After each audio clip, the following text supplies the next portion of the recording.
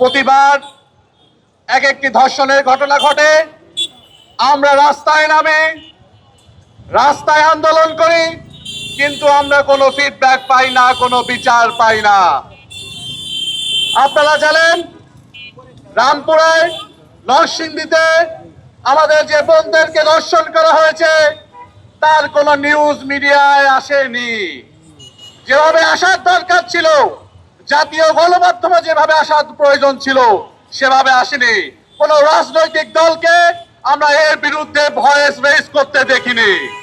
আমরা ডাকসুর পক্ষ থেকে ঢাকা বিশ্ববিদ্যালয় শিক্ষার্থীদের প্রতিনিধি হিসেবে স্পষ্ট করে বলতে চাই, প্রত্যেকটি ধর্ষণের ঘটনার বিচার এই বাংলাদেশের মাটিতে হতে হবে।